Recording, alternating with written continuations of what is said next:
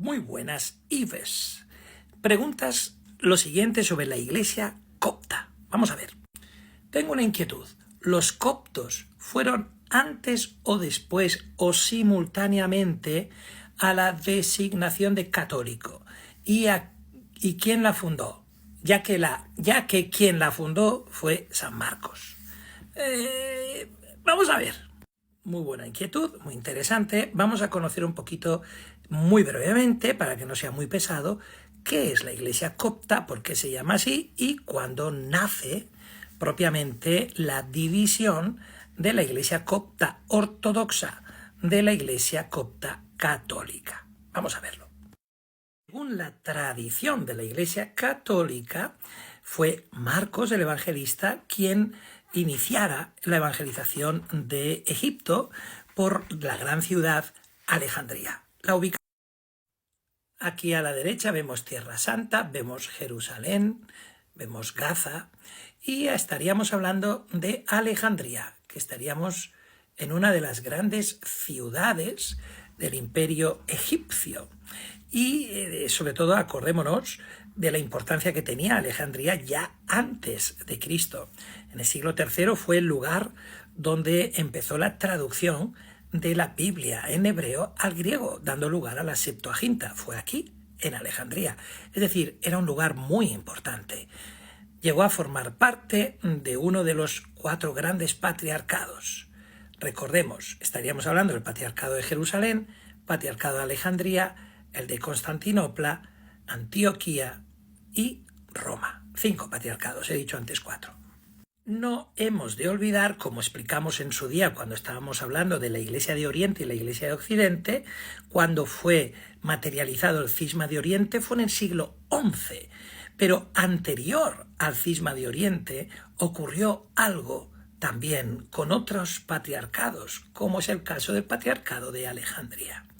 Para entenderlo, vamos a echar un ojo a estas fechas y a estos acontecimientos. Como siempre lo escribo para que nos sea más práctico a la hora de explicarlo. En el año 325 sucedió el concilio de Nicea. Allí se otorgó a la iglesia de Alejandría la primacía de honor después de Roma. Hasta aquí todo bien, era lógico. Alejandría era un gran epicentro cultural, comercial, muy significativo. ¿De acuerdo?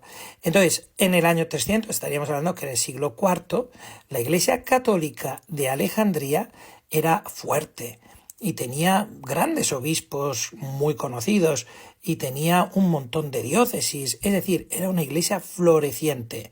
No olvidemos que aquí estamos hablando todavía de la Iglesia católica, tal y como la entendemos. En el año 381 ocurre algo. En el siguiente concilio, el de Constantinopla, se otorga ese honor que se le había dado a Alejandría, esta vez a Constantinopla. ¿Por qué? Recordémoslo. Fue precisamente Constantinopla, el nombre dado por Constantino, que recordemos había trasladado la sede del imperio a Constantinopla desde Roma. Roma seguía teniendo una prevalencia sobre el resto de los patriarcados, ya lo explicamos en su día, por varios motivos, y uno de ellos es porque las cabezas de la Iglesia, Pedro y Pablo, murieron en Roma, hubo grandes persecuciones a la Iglesia cristiana católica en Roma, entonces tenía todavía una autoridad sobre el resto de los patriarcados. Por eso, cuando en el 381, en el Concilio de Constantinopla, se cambia ese rango de honor de Alejandría a Constantinopla, empieza ya aquí el malestar con el resto de los patriarcados. Pero la excusa perfecta ocurrió en el año 451. Estamos hablando ya del siglo V, cuando hubo un concilio, el de Calcedonia, donde se definieron, entre otras cosas, la doctrina de las 2 naturalezas de Cristo. Es decir, que en Jesucristo hay una persona con 2 naturalezas, la humana y la divina. Esta doctrina fue rechazada por la Iglesia copta, es decir, por la Iglesia católica que estaba en el patriarcado alejandrino, es decir, en Egipto. También fue rechazada por la Iglesia que estaba en Armenia y la Iglesia que estaba en Siria. no aceptaron eso y defendieron la postura del monofisismo. Monofisismo, fisis. Hablan de una única naturaleza. Esto lo propició un monje llamado Eutiques. Eutiques defendía que en Jesucristo había una única naturaleza, que era la naturaleza divina, y que prevalecía por encima de toda humanidad de Jesús. Eso la Iglesia Católica lo condenó en el Concilio de Calcedonia, pero la Iglesia copta ya se separó de la doctrina de la Iglesia Católica que se defendía hasta ese momento y empezó ya a tener pues esa autonomía, digamos, distinta del resto de la Iglesia. Por lo tanto, actualmente tenemos que en la Iglesia copta, es decir, en la Iglesia de Egipto, perdón que se me ha caído el boli, tenemos dos iglesias cristianas, los católicos y los ortodoxos. Dentro de la Iglesia copta existe la Iglesia copta católica y la Iglesia copta ortodoxa. O dicho de otra manera, la Iglesia católica calcedoniana, ¿por qué? Porque sigue defendiendo las dos naturalezas de Cristo, o la Iglesia ortodoxa, que defiende además el monofisismo, que solamente hay una naturaleza, la divina, en Jesús. Por lo tanto, a tu pregunta es, los coptos son los cristianos católicos que nacen en Egipto, por eso se llama copto, pero que, como hemos visto, fue sobre todo en el siglo V cuando empieza ya la división con el resto de los patriarcados y sobre todo con el patriarcado de Roma, porque ya se desentiende de las doctrinas que se aceptan católicamente, es decir, universalmente. Ellos no creen en esa doble naturaleza, solamente la divina prevalece sobre cualquier otra naturaleza en Cristo.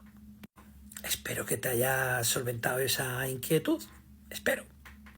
Como última curiosidad, te voy a presentar a los dos patriarcas, el patriarca copto ortodoxo y el patriarca copto católico, que en esta foto se les va a ver juntos firmando un acuerdo en contra del terrorismo religioso que tanto daño ha causado también en Egipto.